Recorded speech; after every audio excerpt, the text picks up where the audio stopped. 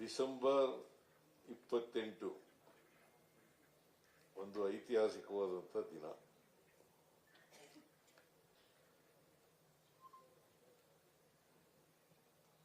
ಆ ದಿನವನ್ನು ನಾವು ಮರೀಲಿಕ್ಕೆ ಸಾಧ್ಯನೇ ಇಲ್ಲ.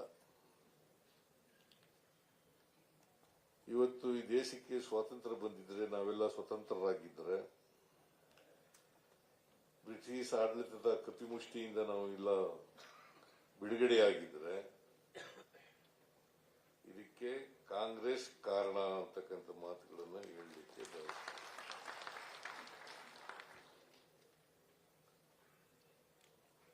ನಾನು ಅನೇಕ ಸಾರಿ ಹೇಳಿದ್ದೀನಿ, ಭಾರತೀಯ ಜನತಾ ಪಕ್ಷ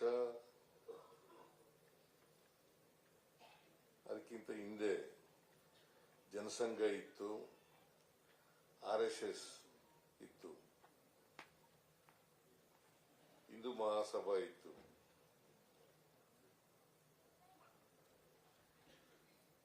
ಇವರು ಯಾವತ್ತೂ ಕೂಡ ಬಿಜೆಪಿ ಅಥವಾ ಜನಸಂಘ ಇರ್ಬೋದು ಅಥವಾ RSS ಇರ್ಬೋದು, ಯಾವ ಸಂಘಟನೆಗಳು ಕೂಡ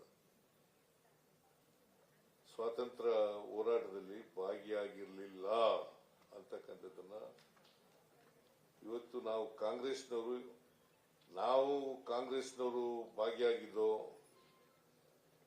ಅದರ ವಾರಸುದಾರರು ನಾವು ಅಂತಕ್ಕಂಥ ಮಾತುಗಳನ್ನ ಹೇಳಲಿಕ್ಕೆ ಬಯಸ್ತಾ ಇದ್ದೇನೆ.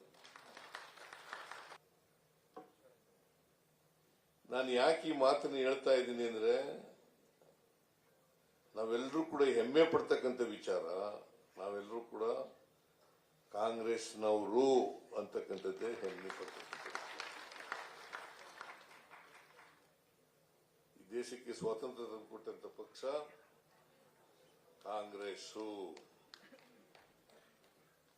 ಆಧುನಿಕ ಭಾರತದ ರೂವಾರಿ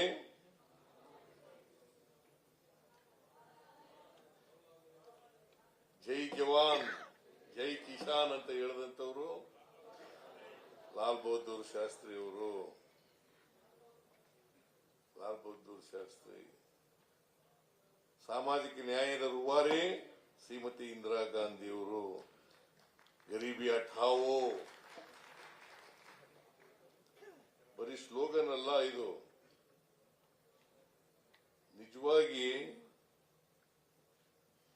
ಗರೀಬಿ ಹಠಾವೋ ಘೋಷಣೆ ಅಷ್ಟಕ್ಕೆ ಸೀಮಿತ ಆಗಿರಲಿಲ್ಲ. ಅದಕ್ಕೆ ಬೇಕಾದಂತ ಪೂರಕವಾದಂತ ಕಾರ್ಯಕ್ರಮಗಳನ್ನು ಶ್ರೀಮತಿ ಇಂದಿರಾ ಗಾಂಧಿ ಅವರು ಮಾಡಿದ್ರು. 20 ಅಂಶದ ಕಾರ್ಯಕ್ರಮದ ರೂವಾರಿ ಶ್ರೀಮತಿ ಇಂದಿರಾ ಗಾಂಧಿ ಅವರು. ಇವತ್ತು ಆಹಾರದಲ್ಲಿ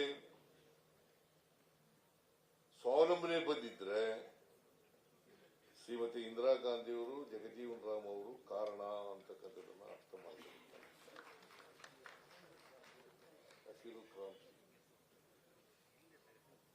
ಶ್ರೀಮತಿ ಇಂದಿರಾ ಗಾಂಧಿ ಅವರು, ಜಗಜೀವನ್ ರಾಮ್ ಅವರು ಕಾರಣ. ಆಮೇಲೆ 21ನೇ ಶತಮಾನಕ್ಕೆ ತಂದವರು